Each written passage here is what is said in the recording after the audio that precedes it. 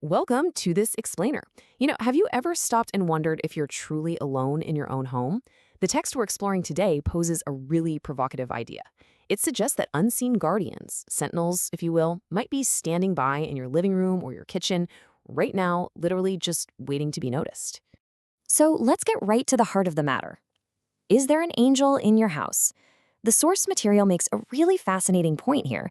It suggests that if you're completely unaware of any kind of spiritual presence, well, it's not necessarily a lack of belief on your part. Instead, the text argues that we simply haven't been taught what specific, everyday signs we should actually be looking for. Okay, let's dive into this. The contrast the author makes here is striking. It's literally night and day. When we think of angels, we usually picture the loud, dramatic Hollywood myth, right? We're talking blinding lights, massive wings, cinematic thunder, the whole shebang. But the biblical reality presented in our source is entirely different. According to the text, angels typically show up in the most ordinary places: a dusty road, the entrance to a tent, or even a kitchen. It notes that in Genesis 18, Abraham didn't even realize he was hosting angels until they were already sitting down and eating his food. So if they aren't dropping in with a dramatic thunderclap, how do we actually spot them? Well, to answer that, our source text outlines 5 hidden, everyday signs indicating that these unseen sentinels are actually present. Let's take a look at what they are. Section 1. The internal signs.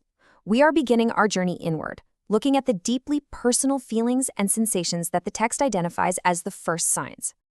All right, here is the first sign. And man, this is a modern scenario most of us know way too well. It's the unexplained 3 a.m. wake-up call. The source describes going to bed perfectly fine, but suddenly, at 2 or 3 in the morning, your eyes just snap wide open. You don't feel groggy at all, you feel completely alert, almost as if someone physically tapped you on the shoulder. And usually, what do? We just grumble, roll over, and try to force ourselves back to sleep. Now, what's really interesting about this is how the source connects these modern 3 a.m. wake-ups to historical events. It points straight to 1 Kings 19:5, noting that when God or his angels wanted someone's attention, they frequently woke them up at night. In this verse, an angel literally touched the sleeping prophet Elijah and said, "Arise and eat." It wasn't a dream, it was a physical touch. The text suggests that the next time this happens to you, instead of immediately grabbing your phone to scroll, you might want to take a moment to pray and just see what follows. Moving right along to the second sign, feeling a sudden, unexplained peace amidst absolute chaos. The text paints a very vivid picture here. Your bills are piling up, your relationships are messy, your mind is just racing a mile a minute. And then, completely out of nowhere, this profound wave of calm just washes over you. You didn't do anything to manufacture it. It just arrived. The text actually frames this exact experience through the lens of Philippians 4:7, calling it the peace of God which passeth all understanding. The source argues that angels are, by definition, ministers of God's comfort. It highlights the story of Mary in Luke 1. I mean, when her entire world was turned upside down by an angelic visit, the very first thing the angel said was, "Fear not." They offer peace before they even offer an explanation. Section 2, the external interventions. Let's move on and see how this builds as we transition from internal feelings to physical external events in the real world. Sign number 3 is the near-miss car accident or an unexplained escape. The source describes those truly terrifying moments where you almost take a wrong turn, or an inner voice tells you not to take your usual route home tonight, and by actually listening to it, you avoid a complete disaster. You can't logically explain why you changed your routine, but you did, and you are still here because of it. And this brilliantly illustrates one of the source's main challenges to the reader. It tells us to stop calling these close calls luck. The text points directly to Psalm 91, verses 11 and 12, which state that angels are given charge over you, to keep you, literally catching you in their hands before you dash your foot against a stone. The author urges us to view walking away unharmed not as a random coincidence, but as active, angelic protection. Our fourth sign involves other people. Specifically, it's a stranger saying exactly what you needed to hear. The text asks a great question. Have you ever had someone you've never even met, maybe waiting in line at the grocery store, or even just a random comment online, offer a word of encouragement that was so deeply personal and timely that it almost brought you to tears?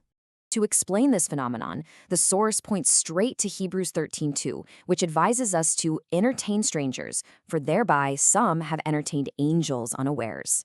The really profound takeaway here is that, according to the text, angels do not always arrive with visible wings.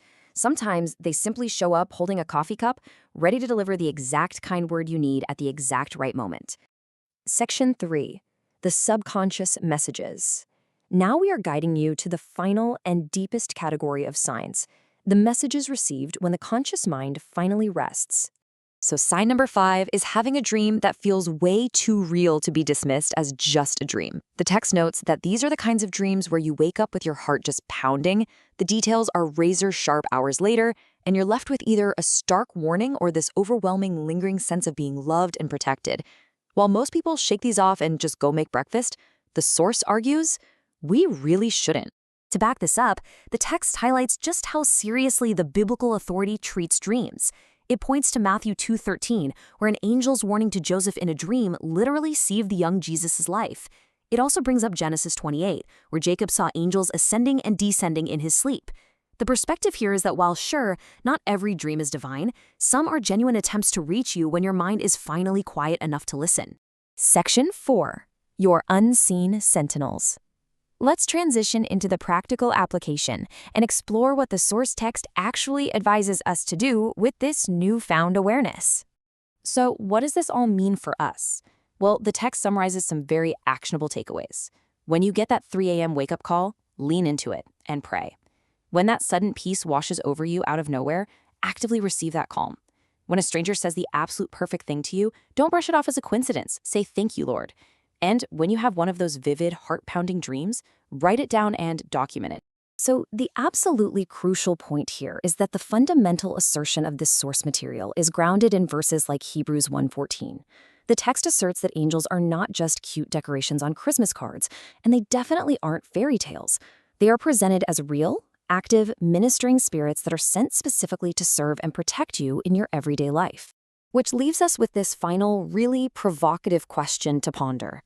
Are you paying attention to your sentinels? Because if the source material is right, heaven isn't silent, and you absolutely aren't walking through this life alone.